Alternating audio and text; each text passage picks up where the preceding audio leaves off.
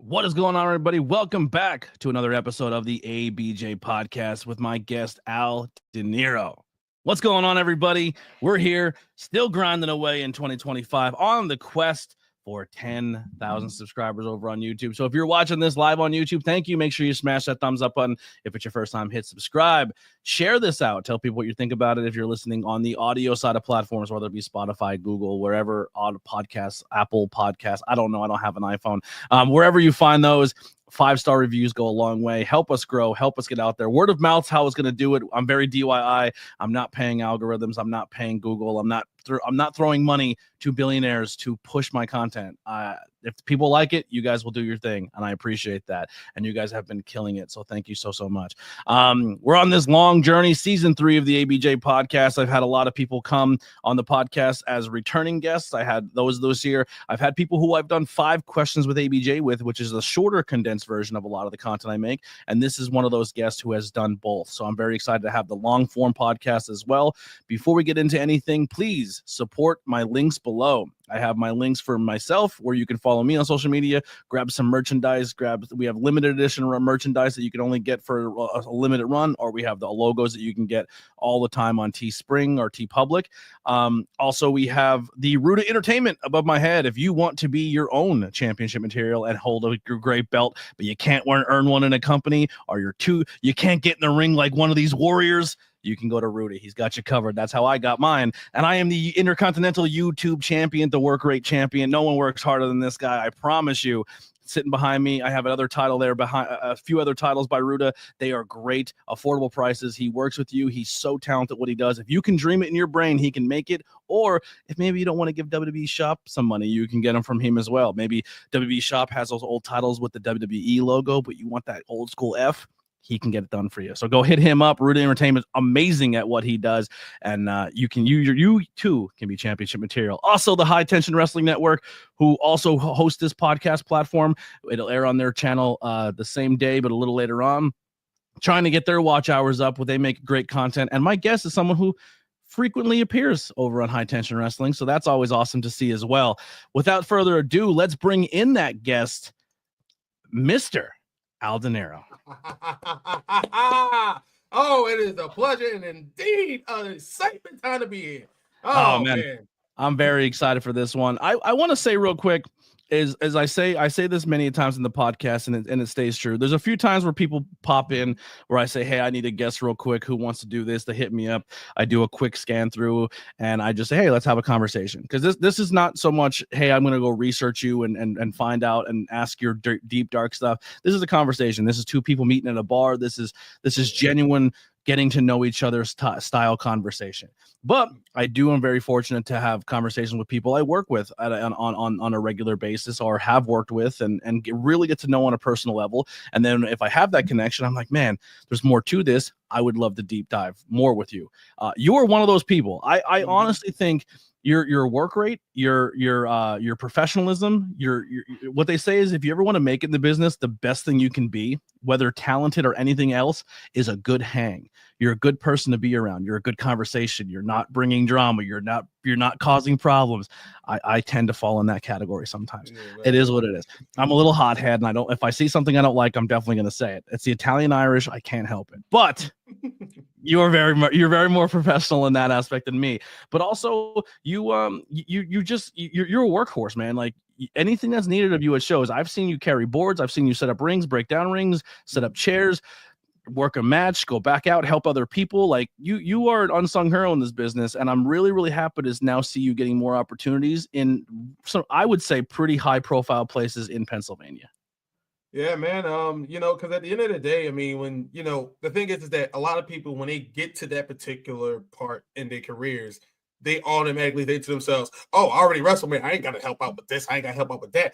But you don't understand that you're probably going to have to do the same stuff when you make it to the mainstream. Mm-hmm. So you do go to the main lines like TNA, ROH, AEW, WWE. You're probably going to be doing the same thing. You're probably going to be moving rings. You're probably going to be, helping out with the text or props and all that stuff. I mean, you never forget where you come from. That's just me.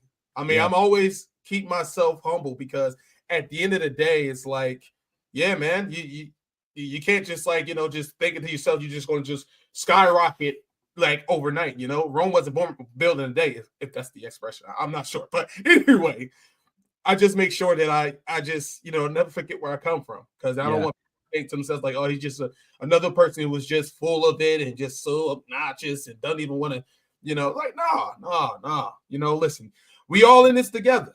At the end of the day, we are all in this together. We're all trying to make it to that one particular destination, and we cannot be like crabs in a bucket pulling each other down. No, we got to be like ants, and we got to build that, that ladder. That's what we have to do.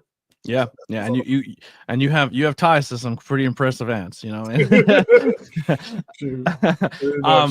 Yeah. So I say this too. There's a lot of people who do that. They come in, they set the ring up for a couple weeks. They come to a couple months shows. They set the ring up, then they get in the spot on the card, and then they think, well, I'm on the card. I don't gotta do that no more. And they're like, well, why am I not in your card anymore? I'm like, probably because you stopped doing all that work. You know what I mean? Like, yeah. I personally don't set rings up for two reasons. A, my joint disorder. I'm not trying to throw it back out because I have work to go to the next day. And two, I don't get in that ring. I'm not setting something up that I don't know what I'm doing, and there's a lot of people's safety at risk in there, and I'm not fucking something up. Hey man, listen, look, I'll set chairs up. I'll put chairs around the ring. I'll set up commentary. I'll help with any production you need. I feel like that's like it's like a tool to a job, and if you set up a tool improperly, it can cause problems. Yeah, most definitely. Yeah, that's just me too. I mean, like it is something. It does take a toll sometimes, especially when you got to lift up those pulses and those boards, and it's a lot. But I try to never go into a ring unless I absolutely have to. Like if there's a thing like you're 100, I know 100% I'm able to step between those ropes. I don't make it a point to even really go near, unless like you're ring announcing, you're in there for a spot, but like I don't go near it. It's not that's your workspace. My workspace is to watch you from that area and call the action. I try not to go near it. Hey man, shoot. That's how it is. That's how it is at times. Yeah. I find that's sacred ground, and you have to earn the step between those ropes. Yeah. Let's start from the beginning. Baby Al here. When did you fall in love with professional wrestling? So I fell in love with professional wrestling when I would say, and this is right around the Monday Night Wars. This is when when WCW was like on the rise, and this is when WWF was trying to figure out what we doing. Like, so I ran, like I say, at the age of 7, 8. I mean, I was around my father and around my uncle because both of them are big wrestling fans. My father was more on the my dad was on the WWE or F side, and my uncle Kev was like more on the WCW side because his guys were Diamond Dallas Page, Bill Goldberg, Sting, the Outsiders. I'm just gonna say Scott Hall and Scott Hall and Kevin Nash, because we're not gonna talk about brother. But then my dad, he liked the Farouk when he was with the Nation of Domination, and he liked the Shawn Michaels, Triple H, Bret Hitman Hart, and all that stuff. So like it was like I had a taste of both worlds, and that was amazing. I mean, of course, I had to go to sleep at a certain time because he wasn't allowing me to watch ECW, so that was just a thing. But that's fair. That's fair. It was just that, it was like I had the best of both worlds, and it was like I always, when I went to school, I did what I was supposed to do, and then when I got home, I was always looking forward to like, oh, I'm going to be in my dad's room, or I'm going to be in my uncle's room, like whose room I'm going to be into, and it was like I felt in love with that because it was like it was something.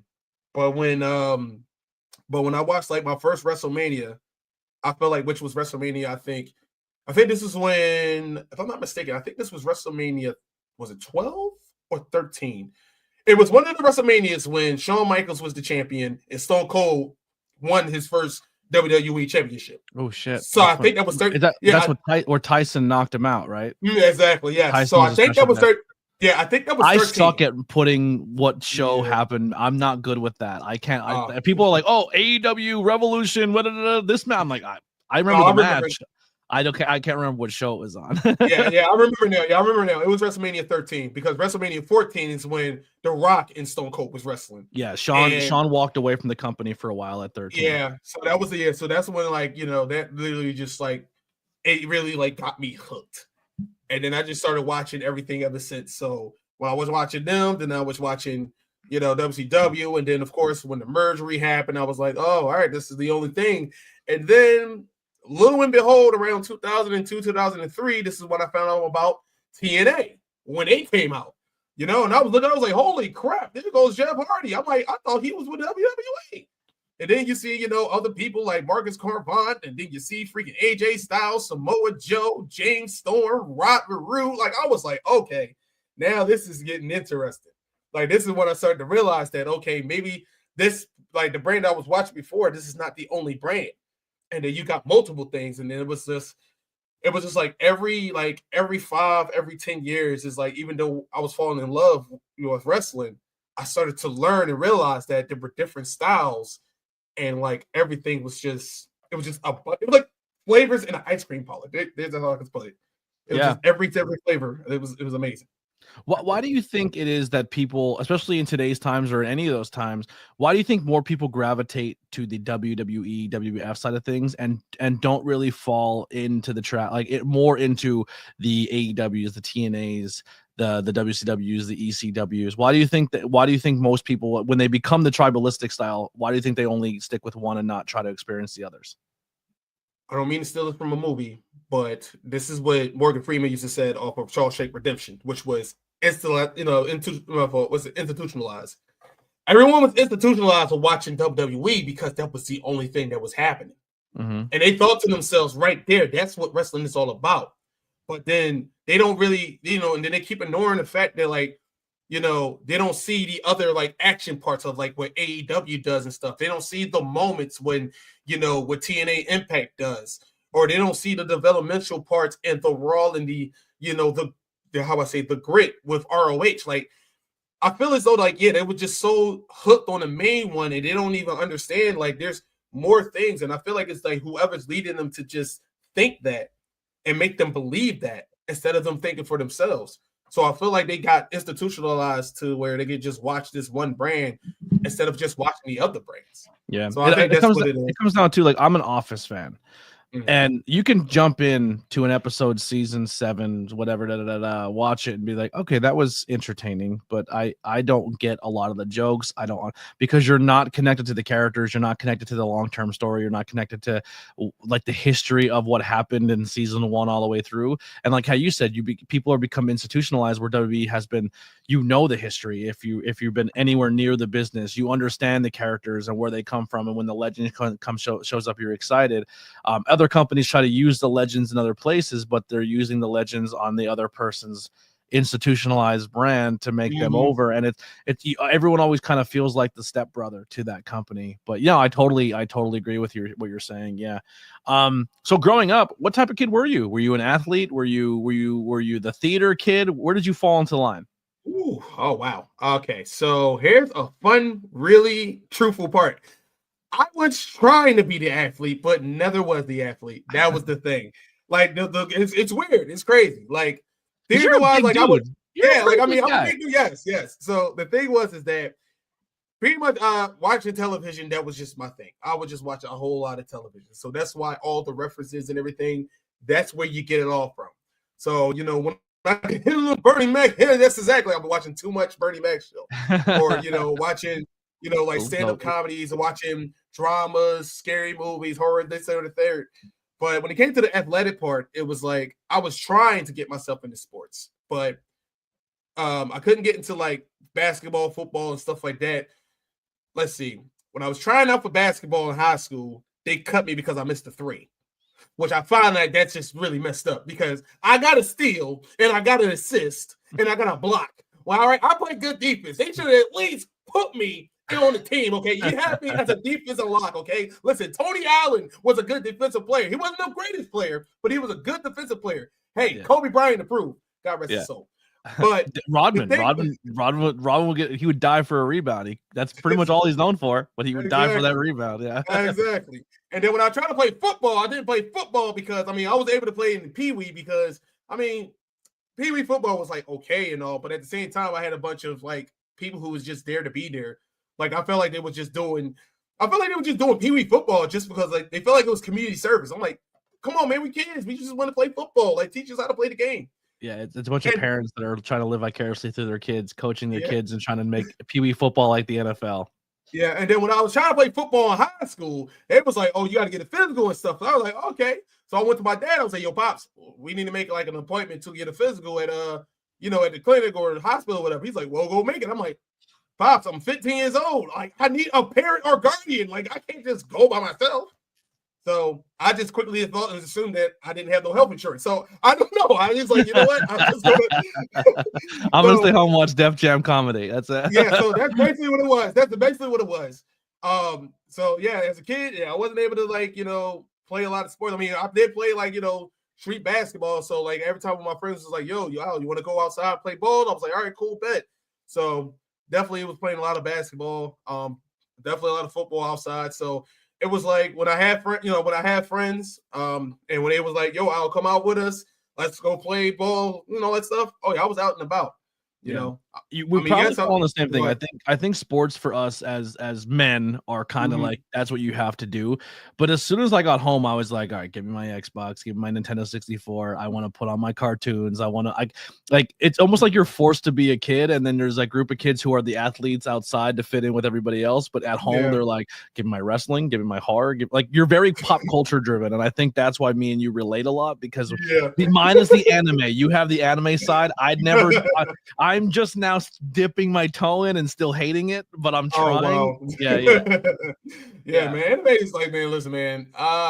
Man, I blame my dad for that one because when back to the watching TV and stuff like that, I guess my dad, he did this by accident because I feel like the first anime I watched, of course, was Dragon Ball Z, but he had this on cassette tapes though, and the thing was that we was watching them before they got English dub, so I was watching, Broly, the legendary Super Saiyan all when they was cursing in Japanese. So I was like, dang, they don't be saying this in America, and then, my uncle was showing Gundam, Thundercats. I was just like, that's what I haven't heard in forever. Gundam. I remember that being huge. People love Gundam.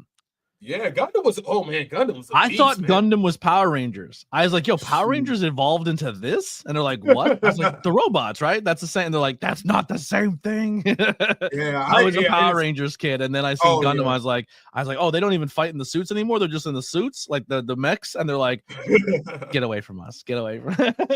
Yeah, man. Shoot, man. I'll probably have to go back and watch Gundam, man. So since the last time we spoke, I have watched now. Not everything, right? I'm only a couple episodes here and there, but here's what I've experienced. I've watched Demon Slayer. Oh, that's a good one. I'm into it. I like it. I think it's pretty decent. I don't hate it. I don't hate it, but it's not like I need to watch another one, if that makes sense. Yeah.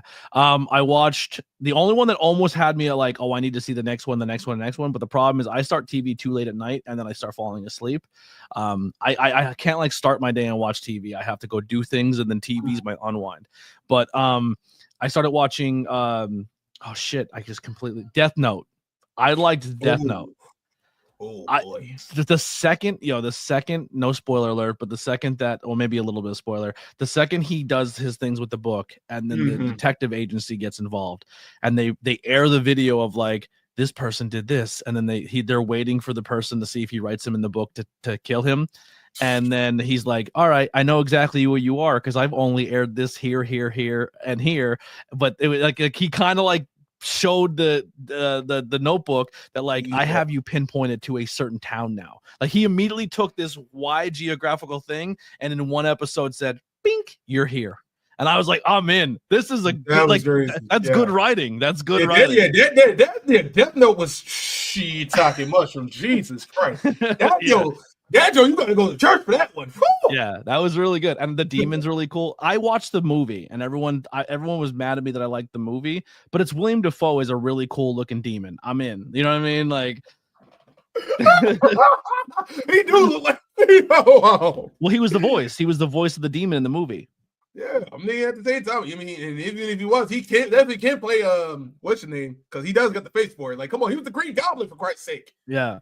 And then I've watched a handful of episodes of because Lily and her kids Lily's getting into it because her kids love it, but I watched a little bit of My Hero Academia.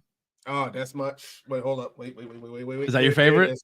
That's one of my favorites, man. Definitely one of my favorites. I try to watch it with a bunch of for watching it with Lily and her kids make more sense. First time I watched it, it was a bunch of kids my age, a bunch of grown men my age, and we're watching just people cry over and over and over and over. Like every episode, they're bawling, they're crying. Everyone's and I'm in a room with a bunch of people. I look over and they're all crying. I'm like, I'm out of here. I'm going. Well, shoot. Well, listen. Well, at least y'all wasn't watching One Piece. One Piece will make you cry. Now, I ain't gonna lie. I'm a One Piece person. But that joke definitely make you cry because basically, like, everybody has a sad backstory, which is nuts. Oh, they always do. It's always here's what I learned about at Japanese animation. It's always a young child who just saves the world all the time. It's never like he's 35 years old. It's like he's 15 and his mom's like, get out of the house. It's Pokemon. It's literally like, congratulations, you're 11. Here's a wild beast. Go take on the world. Go fight adults. That is actual facts too. She's like, oh, here's a Pikachu. I don't want a Pikachu. I want a Charizard, a Bulbasaur, a Squirtle. No, you get a Pikachu now. Get out of my house. Be a Pokemon master and win that prize money so we can pay this darn rent. Yeah. I'm sick of using these Pokemon as slaves. Chansey's cooking breakfast. Like, please, God, just go win. Oh man! And then Lily watches. I don't hate it, but it's a lot different too. The one with the bald kid with the arrow on his head.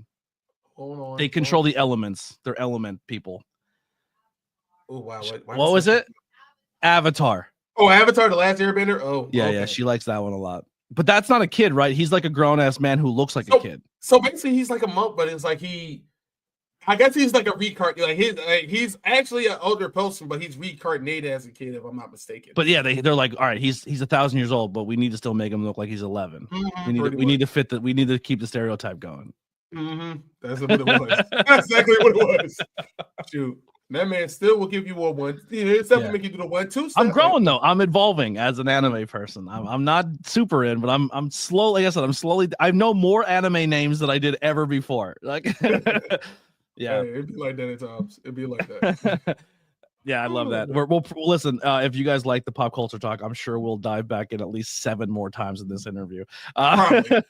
Most definitely. Most definitely. Yeah. When did you start to pursue the industry of professional wrestling, and how did you get started? All right. Okay. Here we go. We're about to go on a roller coaster ride for this one. All right. So I would say around 2013 and 2012 and 2013. So I felt like this was the time where I thought that I was going to be able to be cut out for this. And when I was trying to go out for it, this was like at a bad time. And when I mean by bad time, I mean by financially. And it was just like, it was financially where I was living at. And also the IRS came at me because my mom messed up my taxes. So it was like a bad time. It was bad timing on that one. In that particular moment, I had like I would say like a 5-6 year hiatus. And it took me a while to get back. And the thing were you still at the same school, or did you go to a first? Oh, I was at a different school. So I was at CCW's dojo when they was in Philadelphia, when they was running the school and the show out of the arena at the time. And so I was only there for like a month, like 2 months and a half, and then things go IRA around like February. Like that's around, of course, tax season. So everything was going bad. And when I was trying to get myself back like on a high horse, I was still working at a dead-end job.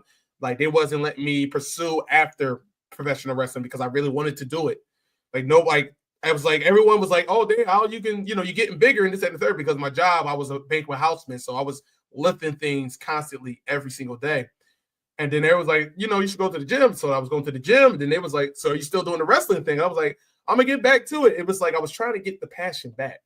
And then sadly, I lost one of my cousins.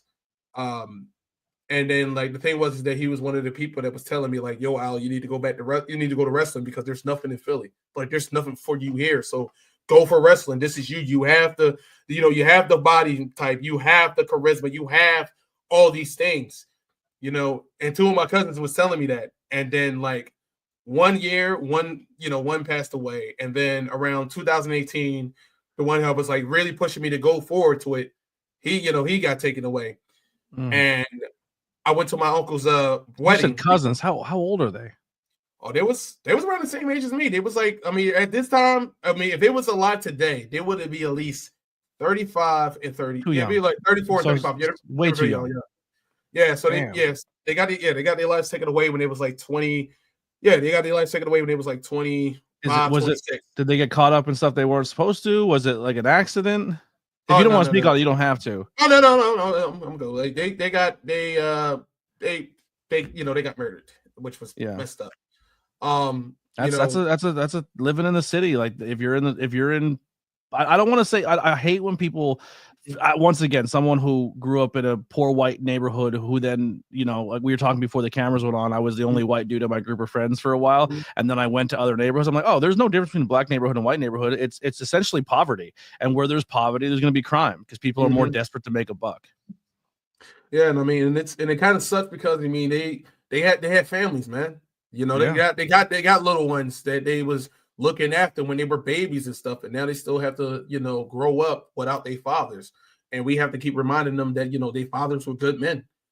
But after that, I went to my uncle's wedding, and he was just telling me, he was saying the same thing that my cousins were saying, and everybody in the wedding was just saying, "Yo, Al, like go for this, like don't hesitate, go for wrestling. This is you." So the uncle you would go in the room and watch wrestling with. Yes. Yeah. So then I went to go. So then I was looking up schools and stuff like that, and then I went. Oh, I was this close of going back to CCW. I was like, no. And then when the Wrestle Factory was in Philadelphia, and once they posted saying, "Oh, here's a free workshop," yada yada, and I was like, "The heck with it." And that's when I went there. I went there around, I believe, on August of 2018. I was like around 20. I was 27. Once I got in there, like I learned a bunch of things and stuff, and then I was like, you know what, I'm gonna go for it. Then I started doing part-time classes, like I was doing the 101s and the 201s. A bunch of people, which I might as well say their names anyway because actually they're still good, they're still great, and they are one of they're basically the pillars of my existence. So when I came across people like Weber Hatfield, Devontae, Danger Hawk, Sonny DeFarge, love them. When they was telling me like, "Yo, Al, you really, you're really doing the thing, and you really like improving. Like, come for the full time, man. Like, you got this." They're very motivating people too. They're good humans in this business. All four names you just said. Yeah, I love them, man. I love them, man. I love those brothers. I mean, and the crazy thing about it is, and here's a fun fact too. This is around the same time when me and Matt Quay was in the same class. That's crazy. Yeah. So they see me, they see Matt Quay, like they was like, yeah, man, y'all could just go full time. And then once that happened, 2019, like I was just training, like I was just straight up training. Like every time when my friends was like, "Yo, Al, we about to go out to this party," or such and such, I'm like, "Yo, I can't come." They're like, "Why not?" It's like, "Yeah, because I'm helping out with this show here. We're setting up the ring and stuff in Delaware. We're setting up the ring in Reading, PA. We're setting up the ring, in Jersey. Like we're doing a lot of things. Like I can't go." And subliminally, your family went through some tragic loss, losing people too young because the streets are not a safe place to be sometimes. And professional wrestling puts you in an environment where you're not around any of that. If you're at a show on a weekend, you're not out in the streets, possibly at a party, even just trying to be anything, just getting caught up in something you may not even want to be caught up in. Yeah, exactly. I mean, like for instance, like as back then, my dad used to call me. He's like, "Yo, what are you doing?" I'm in the house. Doing the house doing what? And then such and such. He's like, "Man, you got to get yourself out here somewhere." I'm like, "Pops, I'm not going out there." But now it's like, now my dad calls me, "Yo, Al, what you doing?" "Oh, I'm at a show at such and such." "Oh, cool. Really?" He's like, "Yeah." He's like, did you win or did you lose?" Or then we start tatting it up and stuff like that. But the fact is, like, now my dad can call me and don't have to worry about me being out here with the nonsense. Like he knows that I'm doing a better thing out here for me and try to be great for myself. So that's great. I love that. So, but back to training from 2019. And then 2020, like when, like I said, when Jakara was still a thing. In 2020, like I was this close. Like it was like myself, Abby Jane, and I think his name is Ali now. We was about to be called up to the main line here, like the main line of the shows, and they was going to start using us. And then of course the pandemic hit, and then of course the Speak Out movement happened and stuff like that. And then, things went IRA. And then when then you became golden, right? Oh Lord. Yeah. So for those, okay, you know what? Oh, screw it. We might as well go for it anyway. So for those who were paying attention, and for those who recognize the tattoos, oh yeah, I was the Golden Terror. Yeah. My locks were shorter. That mask was tight. And I did not like it one bit. And they put you in a match against Isaac Rule, and for some reason, I couldn't stop saying the Golden Rule. I did that match on commentary 6 times. They kept like, yo, you called him the Golden Rule again. I'm like, I don't know why it's in my brain. I have horrible, I just had a while back on the episode, I almost said it wrong again because I had to think about it. Rulio, he's a catch point student. Mm-hmm. Did I say no? Rulo. Mm-hmm. I say Rulio because I don't know why my brain does it, but it's Rulo.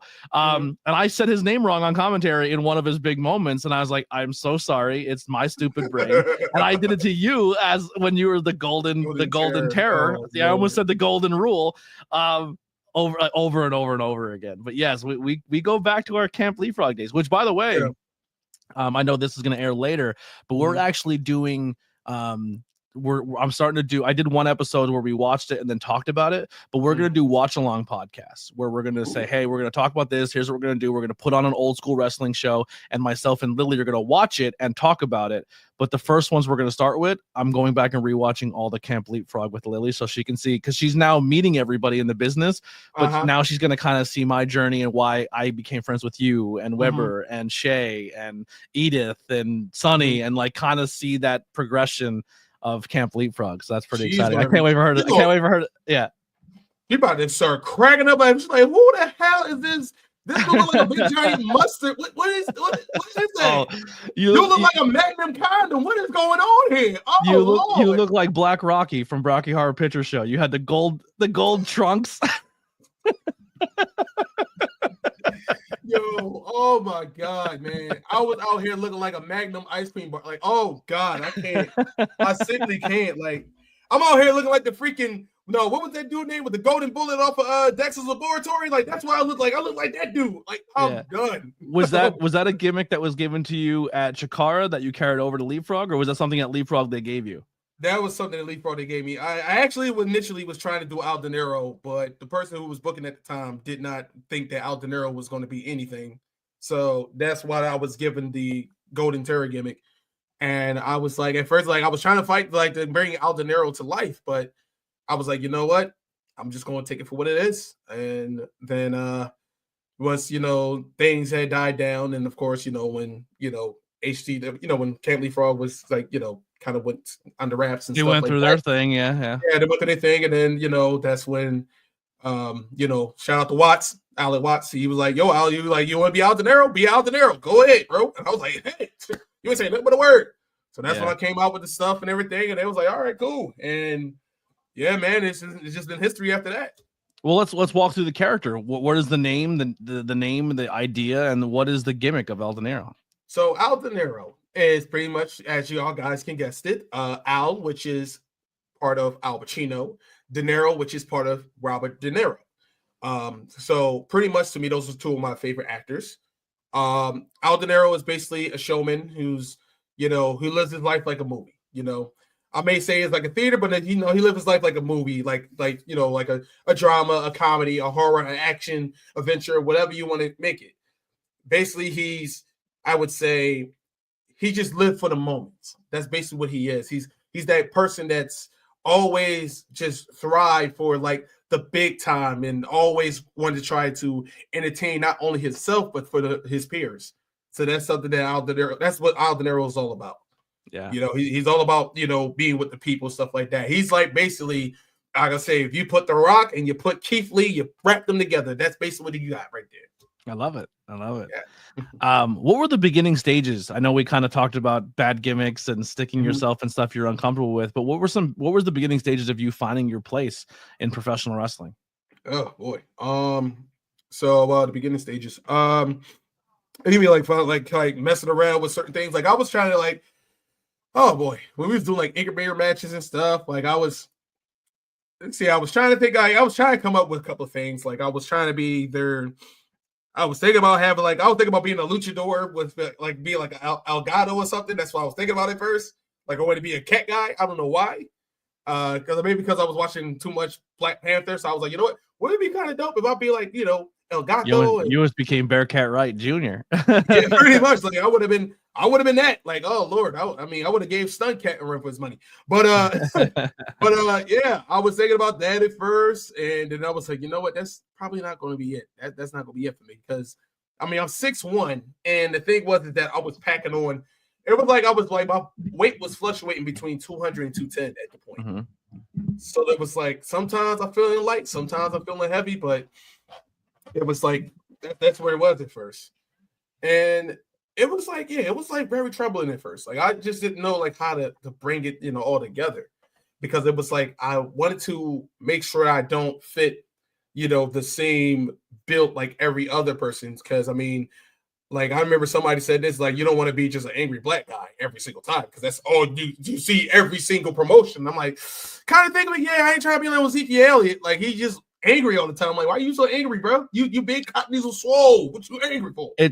In this industry, we talk about how women's wrestling has changed dramatically over the years, but even people of color in professional wrestling, especially on the mainstream thing, unless you work for a promotion that is like Lucha Underground did Spanish wrestling justice because it was based in Spanish wrestling. If you go to CMML, you're going to be based in Spanish wrestling. It's going to work for you.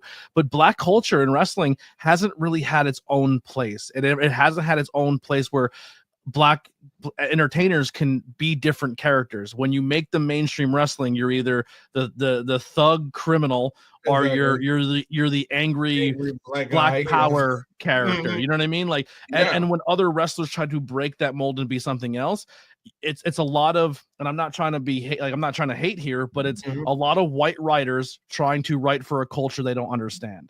Yeah, and that just throws me off times, man. Like it really does. It just throws me off. Like I remember somebody told me this too. Like I ain't gonna say their names, but they did tell me about a story when they said that they went up to I believe Massachusetts, and it was like somebody was saying that he should be like I'm trying to think of like I forgot what kind of gimmick it was, but it was just like extremely not comfortable for him and all, because he's probably black and all. Stereotypical and disgusting. Exactly. And he was like, what's wrong with what I have? What I have, is dope. Like everybody would stick with it. So why would I mess up what I have and make something that is just idiotic? I still think we have a long way to go when it comes to people of color in professional wrestling. I think we're getting a lot better. I think because we're at a point now, especially on the indie scene, we have promotions that are black talent only promotions where everybody in that promotion is people of color. I think that's a good thing. I think that shows because the wrestling is a good old boy sport. It's a down south rich white dude good old boy sport, and it took almost 20 years or 30 years for its first black champion. You know what I mean? Like it's come a long way, but it still has a lot more to go. Where it's okay to see other people in gimmicks and they don't have to be stereotypical. Because wrestling was also insert blonde hair, blue eye, white savior, and enter the foreign heel. You know what I mean? And if they didn't have the foreign heel, they're like the person of color heel. You know what I mean? Like we're rewriting that history now. So it is nice to see people coming in like, no, I'm gonna stick to my gimmick and do what I want and find myself. Yeah, like I'm very happy that we're like getting to that part to where we're like, we're slowly but surely is like up to a rise of, in good interest. I definitely like to see everyone win and stuff. Just like, I just hope that like we, even though we are building, and the culture and stuff like that, it's like we don't want, we don't make sure that we don't be just like them, just like, oh no, this is a black only thing. No, that's not like yes, but then no at the same time. Like what I mean by that is that yes, I don't mind or like the pride shows too, where everyone's a member of the community. I think that's a good thing to have every now and then.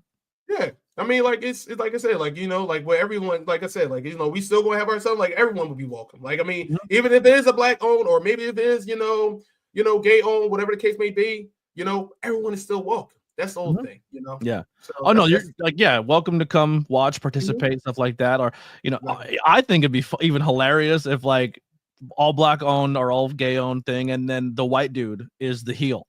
Like you can come in, but you can only be this stereotype. That'll be so. I mean, for sure, but don't do it too long. But they'll be like, no, that's the worker in me. That's the worker in me. You got to give it back. You got to give it back. Oh no! They're like, we have your outfit. You're like, what is it? They just pull out the white robe, and you're like, come on, man. They're like, hey, you're getting jumped. Sorry, Hogan. Oh damn! Gonna be looking just like that meme. Yeah. You're taking a beat in the night. You're gonna be a jobber. This is your gimmick. Gotta give it back. You gotta give it back. You know who? Speaking of like gimmicks and characters that were so different, and being a person of color under it, that I truly loved the Camp Leapfrog, because I honestly think it was the first like black luchador I've ever seen where it was like that stuff. Common MK. Oh yeah. I thought he was so good. I loved him. Yeah. I haven't seen him since Camp Leapfrog, but I thought that character was super dope. The luchador mask that kind of had like a psychosis look to it, with the dreads coming out the back. Like I was like, this is sick. Yeah, I think he's still about to know. I think Carmen, because I know he's still wrestling. I think he's wait, did he win the championship up in Summit, PA? Did he? Mistaken? Yeah, I think he did. Is either that or he got a contendership for a championship, but I think he is champion. Yeah, but Kanye K, another guy who I definitely respect and definitely like, really cool with in the business. So he's really dope that he he still like ran to his guns and stuff like that. I know he used to drive like all the way from DC all the way to the Philly to train at one point. So to see him where he's at now, man, I can always be very proud of him and stuff. And I remember he was doing like that. Yeah, and I remember he was doing like the musical stuff and everything. And like now to see him where he's at, I mean, it's just really cool just to see people who I, was in the trenches with now are getting their, they're getting their flowers, they're getting they're breaking the mold, they're doing what they want to do, they're not falling in any traps and stuff like that. I love that. All right, well, so let's talk about little adversities and setbacks. What are some things you have dealt with so far in your career when it comes to the adversities and setbacks? I think it's well, okay. For one, I think it's pride. Pride is like one of the setbacks, especially when it comes to certain companies and stuff. Like, for instance, like I've been very skeptical to go into this one particular place, but I know my boys are there, but I'm not going to be, I'll be thinking to myself, I don't really want to go there, but at the same time, I don't want to let them down because I'm cool with them. Yeah. And that's something that I have to like really like understand, like, at the end of the day is a business, but at the same time, like you don't want to burn bridges with those who built that bridge with you. So now we're not going to say names or anything like that, but is it a situation where you may not fall morally or in line with the company's views or past discretions, or what turns you off from the promotion? It's just the fact that like, it's like, I don't know if they do research or, know like who this person is and stuff. Because that's just one thing that's like kind of throwing me off with certain promotions. It's like, I feel like the bookers don't really necessarily see who they book. And when they do book them, they don't like, oh, where you from? This and the third. And like, they don't do no Google searches and stuff. So it's like, I feel like I have to go in there and I have to tell them and show them and stuff. Because I mean, yes, I know that's what we're supposed to do, but at the same time, you want to have some reassurance to where, like, all right, I want to know what this person is about and see what I'm dealing with, so I can have a general idea who I'm booking and who I can place this person with. And as a rostered member of that, this is the same thing I struggled with. I walked away from a lot of paydays because I go to a locker and I go, man, I love 80% of people here, but there's 10% that I'm like, man, I know who you are. I've known what you're about, and you're not the greatest person, and my brand is on the line with your brand. And I'm also someone who's very stands for on the, if someone in the locker room doesn't make you feel comfortable, there's probably a reason for that, and you should have the justification to say, hey, that person makes me uncomfortable, and that sometimes starts drama and beef. And it's just like, well, do I go there and just keep my mouth shut and be uncomfortable, or do I just not go? So I definitely know where you're coming from.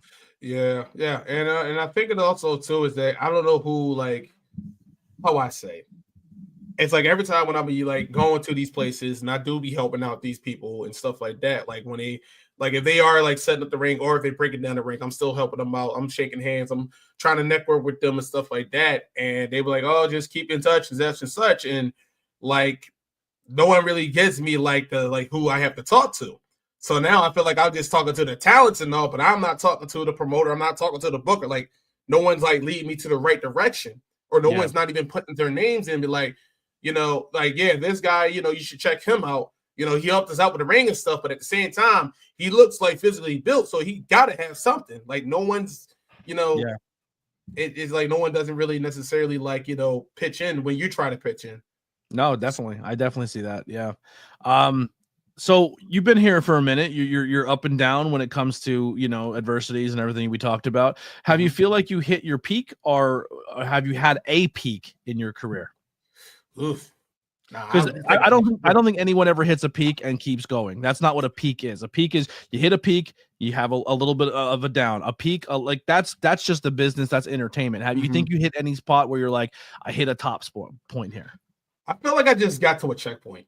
That's what I basically feel like. I mean, like, you hit a safe point? I feel like I reached to a checkpoint because I'll put it like this. All right, I always say like my first year, which was I believe I believe it was 2021. Yeah, that's my first year. That's when I debuted, and I wasn't really getting as much bookings because, of course, I didn't know how to like network and stuff. And then 2022 happened, and that's when I was got into HCW and stuff, and everything was going well and all. Then 2023 happened, and this is how I think this was like the moment where I had to regain myself, because this is where a lot of past, not past, but like a lot of problems, pertaining to like, my personal life had like screwed me over a bit. And I had started taking more initiative. And in 2024, which was last year, I felt like it was the busiest year I was as a wrestler. Because by the time I got to 2024, I only had like 41, I had like 41 or 39 matches.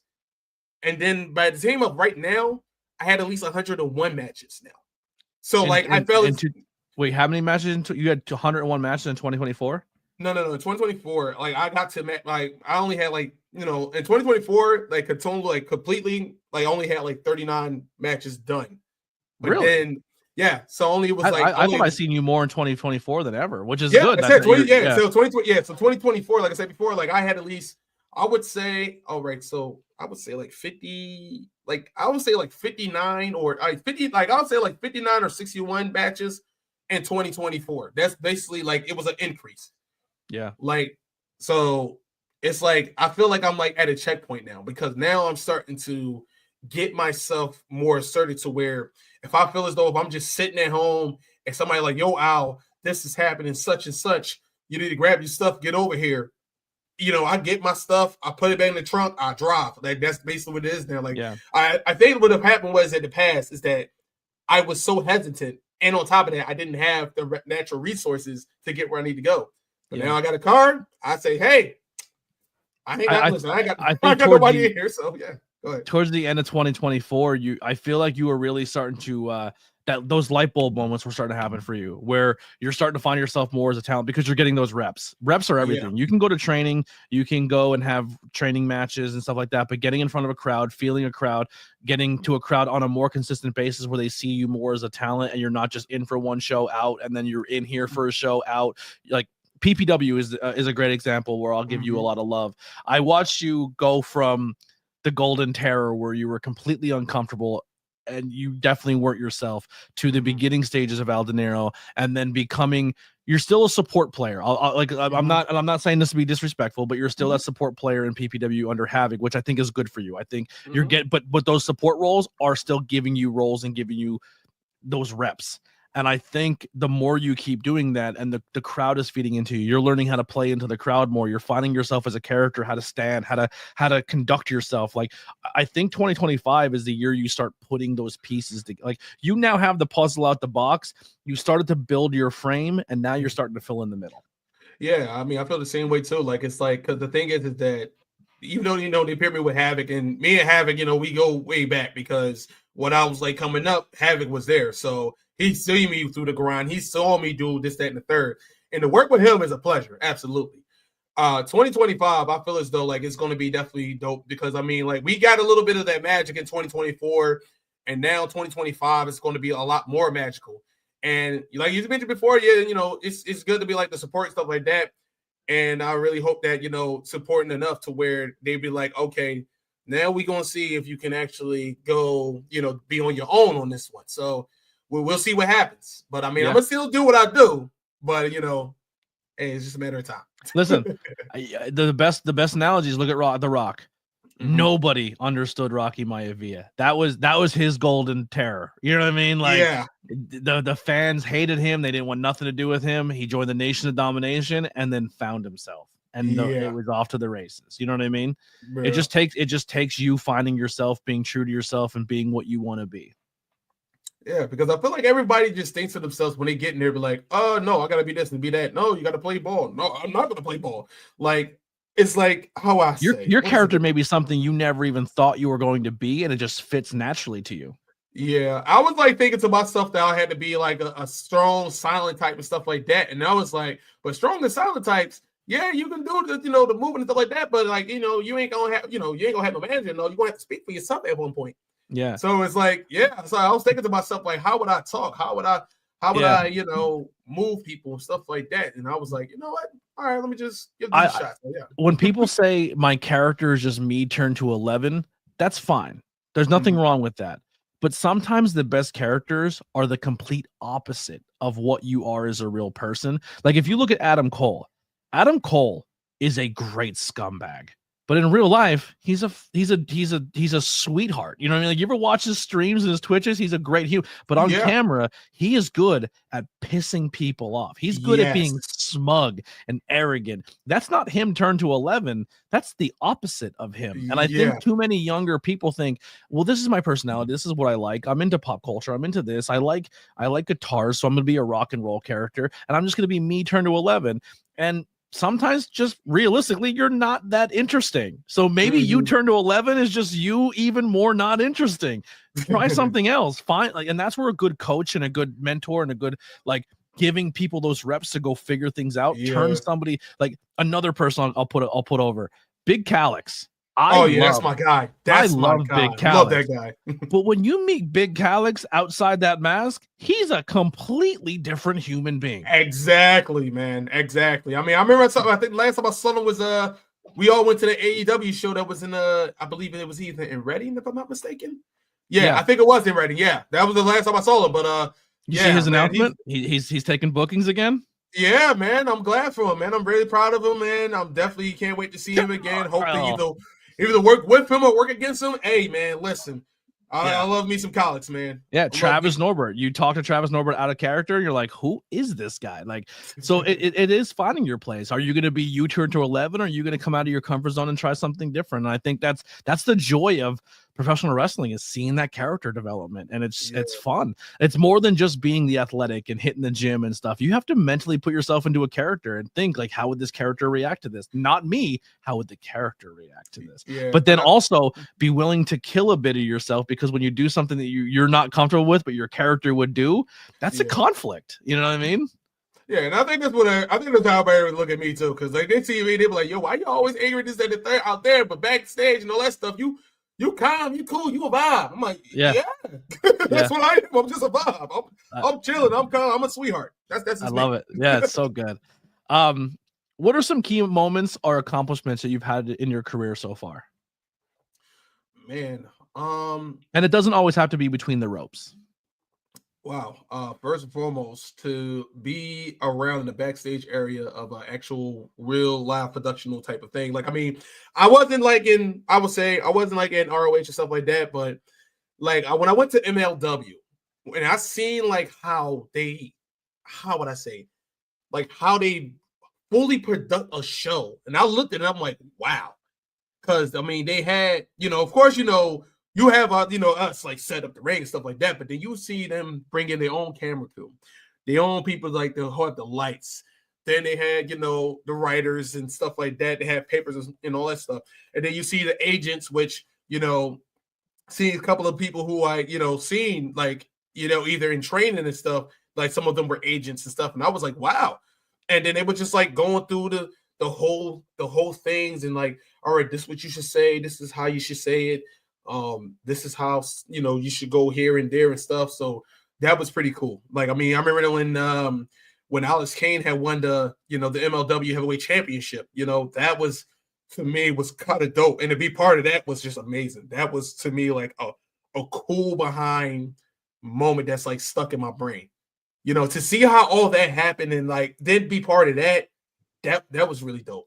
That was really cool. You and Bougie were part of that, right? Yeah. Me, Bougie, DM Kidrick, Faye Jackson. Who else was in there too? Prince Piranha was there. Tiberius Asante was there. like we all was there. Like it was amazing, man. It was really dope. That was pretty sick. Cool. Yeah, that was really dope. That was one of them.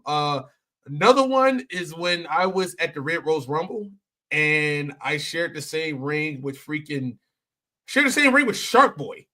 That to me, like, I would never in my years. I was like, yo, listen, I don't know how, I don't know when, but somebody from TNA, I will be in the same ring with somebody that was from TNA. And it was Shark Boy. Yeah. And Shark Boy used to crack me up every single time. Like, give me a couple of clam juice and you better get out of here, you stupid son of a bitch. Like, it cracked me up every time. But to be in the same ring with that man. Is Shark Boy still the same Shark Boy from TNA? Like, I mean, it was the same Shark Boy, but he's like, he's, how I say, sadly, like he had to tone down a little bit. Yeah, he's not as much athletic as he usually be. But I didn't know if Shark Boy. I don't know much. I know of Shark Boy, but I didn't know if Shark Boy was one of those gimmicks where, because I don't like to research who's under the mask unless it's kind of told to me. But like the character Suicide, you don't know who. Like that character has been portrayed by so many different people. And when you see Suicide, like the Patriot has been 4 other people. Doink the Clown has been other people. I didn't know if Shark Boy was the same Shark Boy the whole way through, or if other people have picked up the mask. So it's cool to hear that it's still the OG guy. Yeah, it was the OG Shark Boy, because he would talk about how, like, yeah, man, I still had to, like, take care of business when they did the damn Lava Girl and Shark Boy business. So I'm glad I got my name and stuff like that. I was like, wow. I was like, oh, so that was a real thing. Like, and then I did my research. I was like, would I be damned?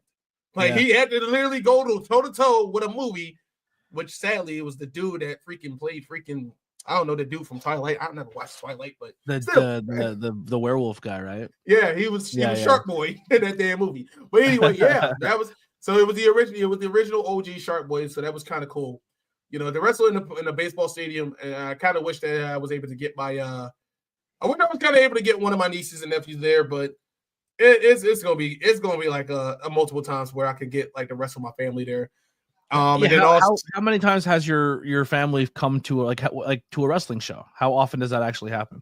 If it's in Philadelphia, that's the only time they'll come to a show.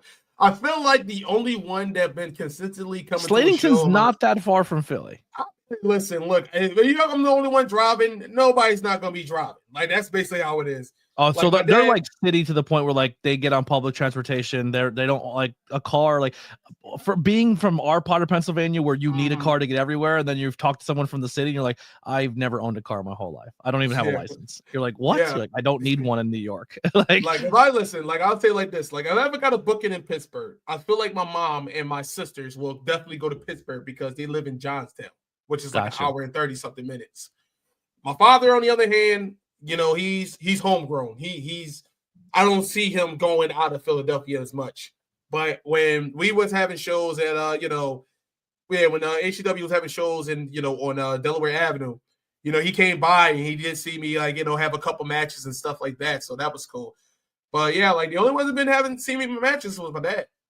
Interesting. Good to know that to get your family to come to a show, it needs to be in Philly. I may know some things coming up that I'll see if I can get your name on a card. Hey, listen, man. Look, I definitely can grab everyone because I know everybody. That's the one thing that everyone keeps saying. Everyone keeps saying, "Dang, if it was a Philly, I would have came." I'm like, "Oh, is that right?" Okay. And I've been just getting that same. I've been getting the same line from everybody, family, friends, co-workers, everybody. I will make it my mission. I can't say it's going to happen or not, but I will make it my mission. There's a show coming up in Philly that I'm aware of. I may not be able to participate in it because I don't know if I'm going to be able to get off work because of this new weekend shift, which sucks because I really want to be part of the show. But I will make it a point that I will talk to the powers that be and get you on a card that will be in Philadelphia. I don't know what your spot will be. You may be in a Rumble or a multi-man, which those aren't always the most fun, but you will be on a card in Philly. I will try my best. Well, we'll see what happens. Yeah, we'll see. Have faith in me. I've put together crazy here. Here's a new question that someone said to me. They're like, here's a question to ask wrestlers, and you're the first person I'm going to ask this to. So you're my trial. All right, let's go. What is your favorite and least favorite type of fan? Ooh, okay, all right. So so I believe my favorite type of fan is the ones like, okay, and I might just saying this because I'm being biased, but the ones who understands wrestling, and then when the show is done and stuff, they still respect you. Like those type of fans are like if I'm a heel and you cursing me out, you're saying this, that, and the third, and I don't take it personally, because I'm doing my job. Like I'm pissing you off to a fact to where you're about to run out of fumes in your throat to where you got to get yourself a lozenge or a drink, whatever. And then at the end of the show, you see me with my bag and you see me and stuff like that, and you come up to me and you like, yeah, nice show, this at the third. And I know you was like that heckle or whatever. Hey, listen, it's all love at the end of the day. I'm cool with that and all. Those are my favorite ones. My favorite ones because like they love like I said, they love the show. They buy in but understand. Exactly. They buy in, but they understand. My least favorite ones, that's the one's gonna be tricky. It's out of actually I got two. It's either the least ones is the very touchy ones, the ones that just touch so damn much and like chill. Like there's no need for you to like try to caress me and stuff like that. Like, come on, I don't even have a girlfriend yet. Like, what are you doing? Like, this is making me feel uncomfortable. Like I may be like smiling and all, but inside my brain, I'm like, yo, somebody please get somebody get this woman off me, man. Like, like I'm not trying to say anything disrespectful and all, but get the fuck off me. Like that's literally. I seen a wrestler, another very attractive young black man wrestler at a show, and this woman was doing stuff that if a man was doing to a female talent, we would have removed from the building. And he's like, yo, the girl kept looking at me like, why are you still here? And I was like, I'm just hanging out. And she's like, we're talking, we're fine. I go, I'm just hanging out. And he just like gave me the look like, thank you. And then like I'm like, hey, we have to get in the back, man. We have a meeting. And he's like, oh, okay. And I pulled him out of there. He's like, thank you so much. Like it was rough. And this talent is such a sweetheart that he would have done anything. Like he was giving them his time. He was being very respectful and loving, but they were too much. Like they were, like I'm saying, if this was the opposite way and that was a female talent and a male talent, it was uncomfortable. Yeah, and that's just the thing, man. Like, I mean, and this is what I'm trying to say. I mean, listen, uncomfortable. It's uncomfortable for both genders, okay? Yeah. Like women, they don't like getting grabbed on the booty and the chesticles. They don't like that. Men, we don't like getting caressed on our chests and trying to touch our knob. No, chill. Like this is not a gentleman's club. This is not the the strip club for men or women. Like this is a wrestling show. Like we got children here, all right? Like this is not the FTK situation. You can't say to them kids, I'm gonna get my bill on. No, it doesn't work like that. No, gotta chill out with that. Stop that. And the other one is the ones who will be literally trying to dissect every single thing, and they're not even a goddamn wrestler. Like, just just enjoy the show. Vibe out. Try to have you were talking about some, that doesn't make any sense. This, that, and the third. And I'm like, okay, maybe not, but it's entertaining. Like we're all here to escape from reality. This is our escapism. This is us to help you not think about what's going on out there. This is for you to, I say, unwind down, laugh, cry, get angry, smile, and applaud or boo. Like, this is us for you to feel like, all right, okay, cool. This is awesome. This is a really dope show. But you don't just sit there and be like, all right, first and foremost, why is she's like 5'5"? How's she lifting up somebody that's like 5'11" and he's not even he's not even that big, but he's not, she can't be lifting him up and stuff like what? Come on now, what are you doing?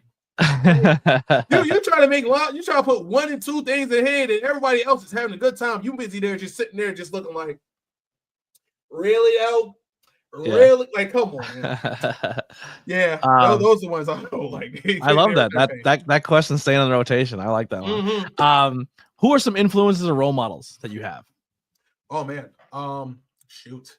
All right, it's gonna be in and out of the business on this one. So for influences, definitely. Well, for one, I know a lot of people be giving this man. Actually, no, everyone loves this man, but pretty much he's kind of sort of the inspiration to these dreadlocks and everything. But Booker T is one of them.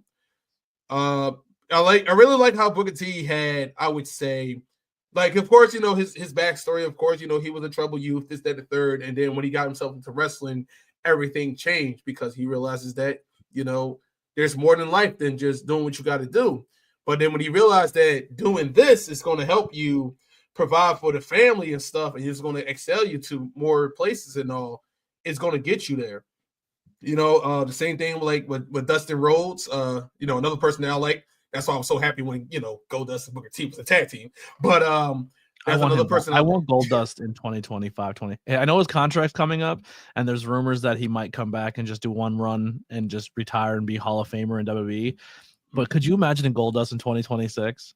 That would be nuts. That would be absolutely nuts. I'll welcome it. I'll welcome it, to be truthfully honest with you. That'd be like he's not going to get heat the same way he got heat in the past. Because in the past, how we talked about before, people using slurs and saying things in a certain aspect, that no one cares like that anymore in 2026. So if his whole gimmick is he's kind of androgynous, it'd be interesting to see how, like, he would be a complete babyface.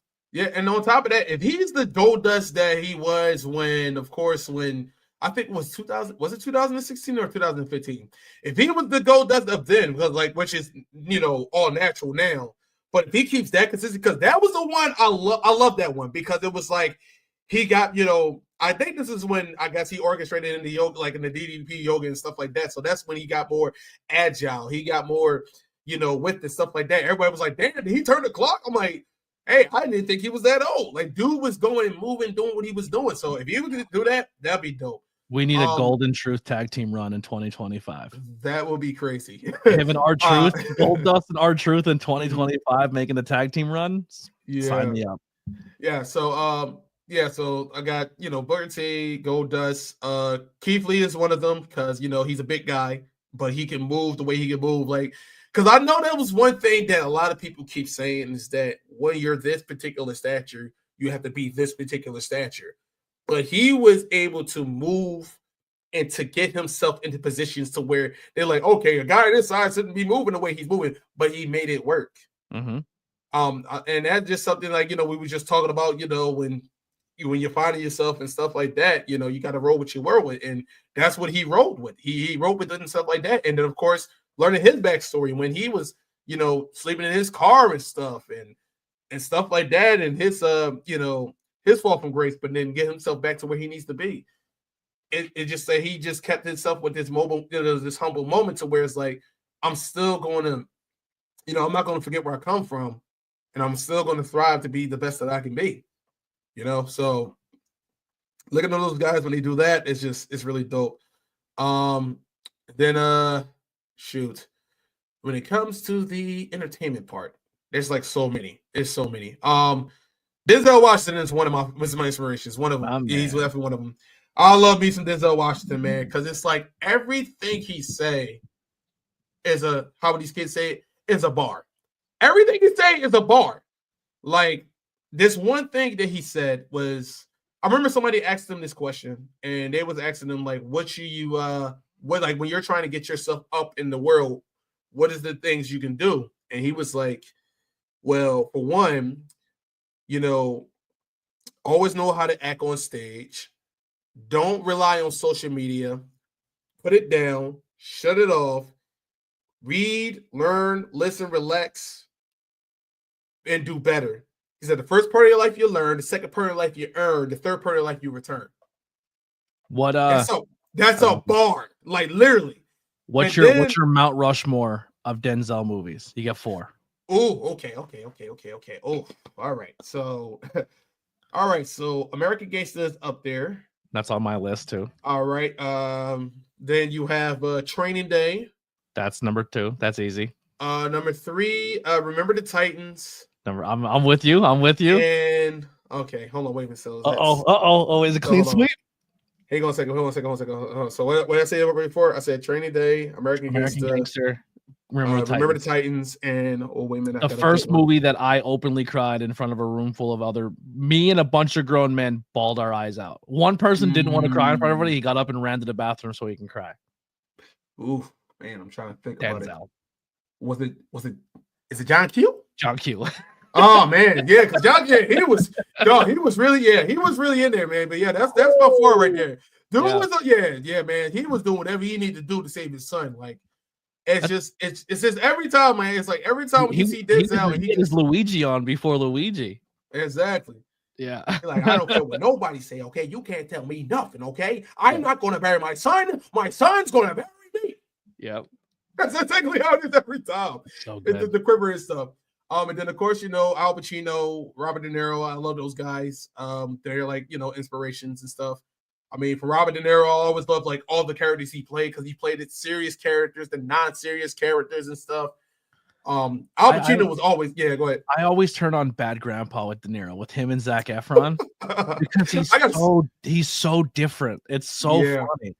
And Aubrey Plaza trying to bang him the whole movie is hilarious. Oh my god, I gotta sit down and watch that movie because I don't think I've ever seen Bad Grandpa. Oh man, I don't think I've seen that one. Yeah, I don't think I've seen that one. I haven't seen that one. But so crazy. Yeah, I kept seeing clips of it, and I'm like, yo, I gotta sit down and watch this, but I never got a chance to watch it, so I definitely gotta watch it. That's please do it. Report back. It's awesome. Oh man. And then of course Al Pacino. I mean, he had a lot of great movies and stuff. I mean, for everything he do, it's always a hit. From freaking Heat, Every Given Sunday. Wait, was it Every Given Sunday? If I'm not mistaken, I think it is Every Given Sunday. And then of course my favorite one of all time, Scarface. Devil's Advocate. Yeah, Devil's Advocate. I mean, that was a crazy movie. Heat. Carlito's Way. Carlito's Way, like the man really just like he never missed either. Like that's why it's still crazy that he's alive and well and stuff like that. But like I still like was shocked when both of them two was having children at the age. I'm like, y'all need to chill. What are y'all doing here? That scene from Heat where him and De Niro sit across from each other and they do that monologue. Mm-hmm. Yeah, crazy. It's one of the best lines. It's one of the best scenes in cinema history. Yeah, most definitely. But yeah, man, those are like my inspirations, man. They always stick with me every single time. Yeah. What are some hobbies or interests you have outside of professional wrestling, or what, like when you're unwinding, what are we doing? Oh man, if we're not wrestling, shoot, we are playing a crap load of video games. Like as you can see in the background, I got like a whole plethora there. You probably see like Xbox One games, GameCube games, PlayStation 2. I got 64, Dreamcast, another PlayStation, a couple of PlayStation games. I guess the only one I missed. Oh, actually, no, I got Switch games too. Like I got a whole bunch. Like it's just crazy in here. What are you working on right now? I can't stop playing Marvel Rivals. Marvel Rivals, for some reason, it's like crack. Literally. Is that like a turn-based game? Oh no. So okay, if you're familiar with Overwatch.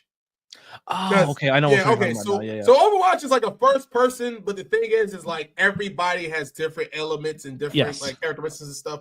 So Marvel Rivals is a third person. It's a third person PvP play. It's free. That's the best thing. That's the key word of it. It's free. And then on top of that, so yeah, it's free. And the only thing is that of course the only thing I say is troubling is that you got to find yourself a really good team. Because you will play with a bunch of randos, and you got some randos that understand the assignment. So you're not walking around with a gun. You're using your actual character's abilities as your like. So Wolverine's walking around clawing people. Exactly. Wolverine, he's walking around with his claws. If you're playing with freaking Winter Soldier, he got a 3-shot. I think that's a shotgun. If you're playing with the Punisher, he got a shotgun, then he got an assault rifle. If you're playing with Black Widow, she got 2 batons, and then she got a sniper rifle. If you're playing with freaking Adam Warlock. Installing right now. I'm in. If you got Adam Warlock, he's basically a supporter, so he got his staff with shoots and stuff like that. If you're How many characters they put in this? Oh man, they started off with I think like 30 plus people.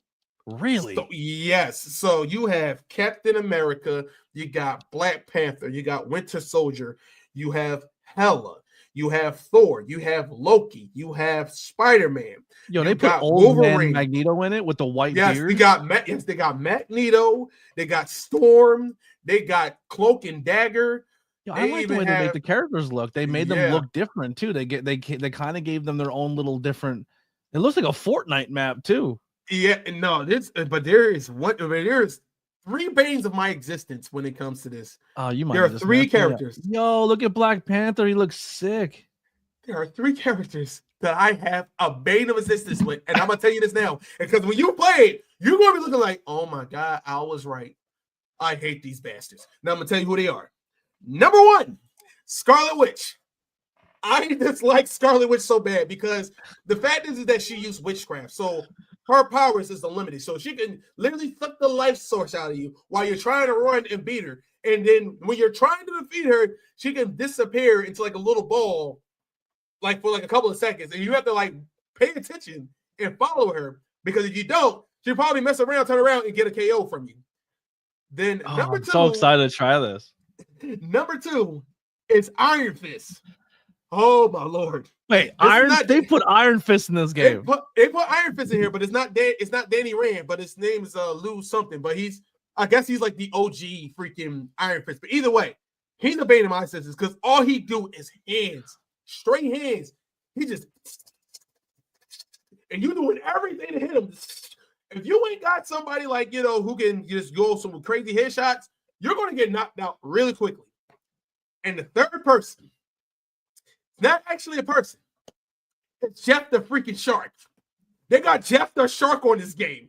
He's adorable. He's cute. But he's a bane of my damn existence. I swear to God, because every single time I see this shark, and once I hear yummy, you have to look around and see, wait, where's he at? And then he swallows you whole. All pun intended. He swallows you whole, and he even spits you off the map or goes off the map, sacrificing himself with everybody on there. And if you understand the assignment, like when you have Jeff the Shark and somebody has Wanda and that person has Jeff the Shark and he does his ultimate, and then Wanda about to do her ultimate when she does the like acceleration thing, like when on Age of Ultron when she found out that Quicksilver died and she just obliterated everything that was around her, she does that as her ultimate. So if you have Jeff the Shark and you swallow all the damn enemies and she about to do her art, and he spit everybody to Wanda, that's gonna be like the disrespectful alley-oop of all time.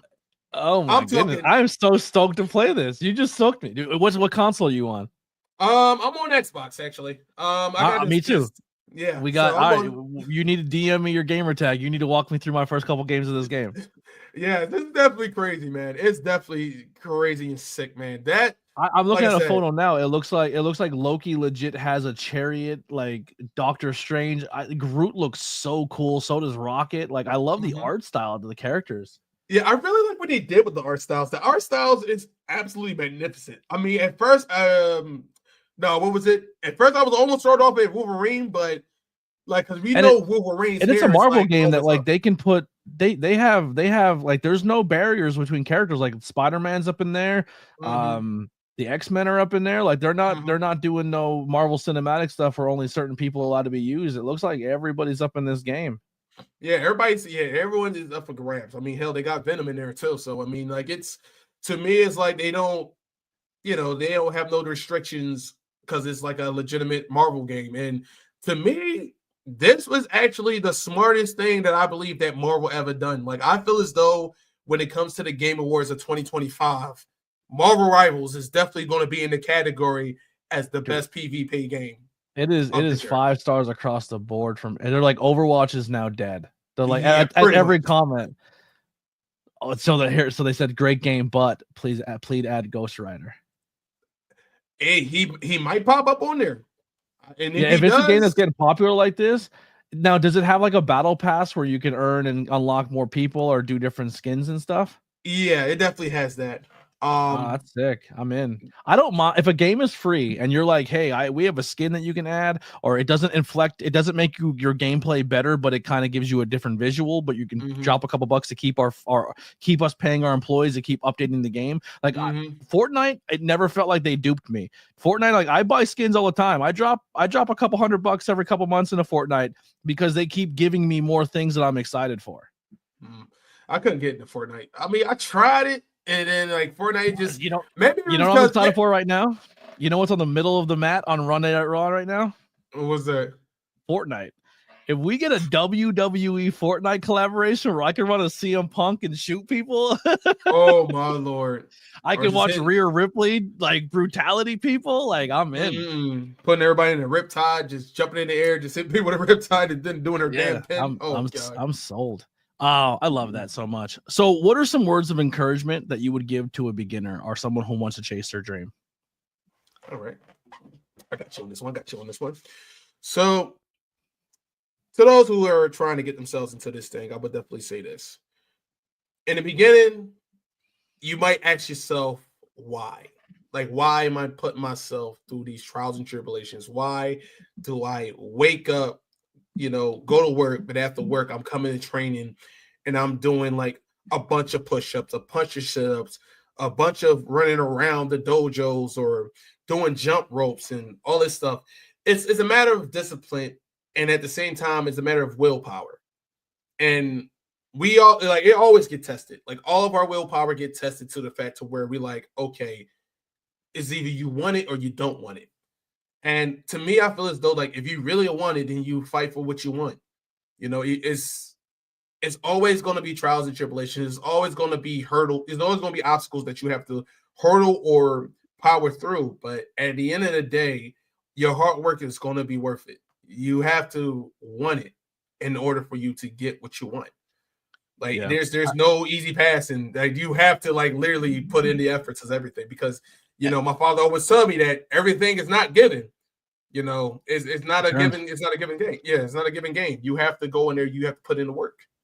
I think too, a lot of people misconstrue pro wrestling that like if you get into wrestling and you don't become a champion or that someone doesn't put a title around your waist or you don't go and win every single match you're in, that you're failing at your industry. And that's because you're looking at professional wrestling wrong. Pro wrestling, a win is the fact that you went to the gym. Everything you just said, you went to the gym, you put your body through the bumps, you put your body through the training, you've earned the respect of your peers, you've earned the respect of your coaches that they say you're safe enough to not go and hurt someone else because visually you're trying to hurt somebody in front of a live crowd, but realistically you're trying to be as safe as possible while looking like you're doing so. But a win is a fan interacting with you. A win is a fan buying into what you're doing. A win is a fan hating you or loving you, or the fact that someone thought you were good enough that they pay you money and book you on a show to come perform for them. And even if you go out and lose every single match you're in, you wrestled 100 matches. You just said I wrestled 60 matches in 1 year. You go and wrestle 60 matches. That's 60. That's probably 30 matches more than somebody else probably did because you earned that spot to be at those places. Yeah, you hit the nail on the head. I mean, and you don't have to win all those matches. I mean, I haven't won all those matches. I mean, some I lost, but at the same time, it was all about having everyone invested. Like, because that's at the end of the day, that's where you get the love. That's where you get the hate. But the fact is that you're in their minds and they're thinking about you and they respect the craftsmanship that you are doing. As long as you leave that narrative and you don't have all these selfish ambition things with you and stuff, if you leave that at the door, you could be like 100 times greater than what you think you are. That's what I can say. Like if you can just get rid of that, that ego, if you could just put that in the jar, put that by sea or put that in the chest or something, leave it with Dio from freaking JoJo Bizarre World, whatever the case may be, leave your ego at the door. Because if you can get everybody behind you, you're going to succeed every single time. Yeah. And then the last question before we get your plugs and stuff in, what are you grateful for? And are you currently happy? Whew. I mean, I'm happy, but I wish I could be happier, but I mean, I'm happy, but I'm grateful for like just, I don't want to get religious here, but I'm thankful God for, let me wake up every single day and do what I do now. Like I can say this a million times and I'll say it again. I could have been somewhere at the bottom of a bottle somewhere. Like when I was in that hiatus, I will admit this, and I can say this with 100% gratitude here. Like I was partying, drinking, wasn't even thinking about wrestling until my friends and my family was just telling me like, yo, this is something like, this is an opportunity for you here, man. You better hurry up before this window closes. And, I'm just very grateful that those people that was around me, they believed in me. And, those who are not here, but they're watching over me, but those who are here, they're still, cheering me on from afar. I was like talking to one of my friends. He was like asking me like, yo, Al, you home and all that stuff? Like this was like yesterday. He was asking me like if I'm home and all, like, well, I watch the game and all. I'm like, no, I'm doing a recording such and such. He was like, all right, bro, keep doing what you're doing, man. Make sure you kick somebody's head off for me. And I was like, oh, thanks. But the fact to have a support system to where it's families and friends who really cares about you and they love, they love the vision that you want to get. I mean, I'm just grateful to have those type of people with me, because there's a lot of people who would just look at you and just think to yourself that whatever you thinking about is just a worthless dream. It's not a worthless dream. It's a grateful reality for me. I'm just happy to be here. I'm happy to do more things and continue to do more things. And when it all pays off, like I'm just going to be just sitting back at it like wow, like I really came a long way. And I'm just very grateful, just very happy for that particular moment. I mean, I'm in your corner, brother. You work so hard. You're such a good person. Like I said, I love talking wrestling. I love talking pop culture with you. You're just someone I'm genuinely be happy to be around. It's funny because, like I said, we went to the AEW show and we're all kind of just sitting there. And Lily's like, "There's Al," and I look over. He was in line like getting his ticket scanned. I didn't care. I ran right through the ticket line. I gave him a hug. Yeah, I was like, "Yo, what's up, bro?" I'm like, "Yeah, we here for the show and everything." I literally broke. Once you're in the ticket line, like you can't go back in the ticket line once you're scanned in. I was like, yo, we're at a wrestling show. We run this place. Like I'm going to give Huggy a hug. Yeah, man. Yeah. It's really awesome, man. And also just grateful to just be around people that, like I said before, like in the beginning of the interview, like I'm just grateful to be with people that I trained with that I'm still cool with to this day. So like when I mentioned about the people before, and it came to like, to Ali or to Abby or to Weber or to Sonny or Mr. Crumbles or Danger Hawk, Razor Hawk, Thunder Hawk, or to freaking Harleen Lopez, to freaking Brew Valen, like everybody that we've been through those car rides and those ring setups and just sitting backstage, just waiting for the time to happen to either go out and do the show or go out there and break down the ring. Like to be in touch with them and to be like, to where we can still like chop it up and talk and have a good time and enjoy our time. I mean, I'm just grateful to be around those people as well, man. I love them. Such a great list of names. Just awesome people. I love them all so much. Where can people find and support you? Yeah, so if you guys ever want to see, the man you want to be, the man you came to see, the man that aims to please for his own in your pleasure, I definitely be around, PPW. Other places I'll be probably 3LW, which is a very awesome company that I definitely just fell in love with last year since they started, bringing me in. Also, I'll be in the Monster Factory at times, especially when they be doing their TRLs, their Total Wrestling Lives. I'll be at let's see what else. Where else I be at? Also at Super Crazy. Yes, I'm pretty much, your boy be at Super Crazy. It's pretty dope there too. I mean, those crowds they're actually kind of cool. I kind of love Super Crazy. Super Crazy to me. I've never been to a show. I got to get out to one. Yeah, it's really dope. They're in Jersey, really right? dope. They're not too far from H2O. They're like around the same little area. Yeah. They're pretty much good. It's a good, like, it's a good manageable time where we at. But yeah, I think it's like a 20-something drive. Like, it's pretty cool. I mean, for me, it's like 2.5. But I'm not afraid to get in a car and go. I've been doing it forever now. I definitely.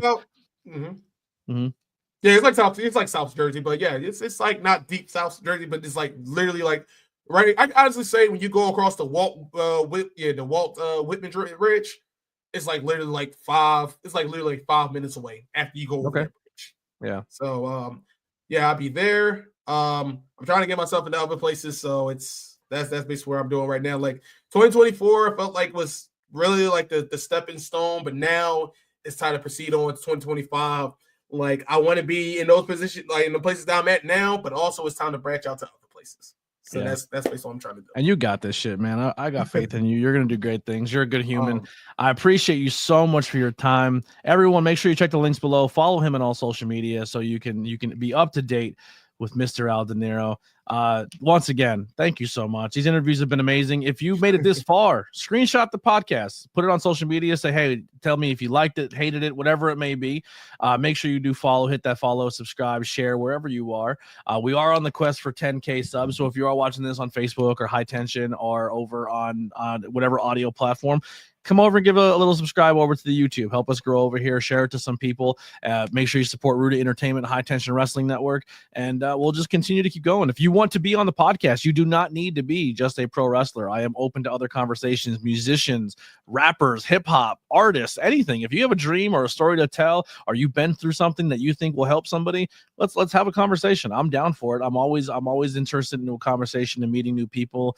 It is a lot of people chasing their dreams, but like I said, people's stories are inspiring, and that's what I try to do here is show you that regardless of what industry you're in, you hear a story like this and it inspires you to do great things, and don't give up on yourself, because we're just everyday people who are just out here just every now and then making a room full of 100 people happy by making some art. And that's what it's all about. That's going to do it for us, the ABJ Podcast. Here's some music by the Converse Kid. We'll see you all next time. We're out of here.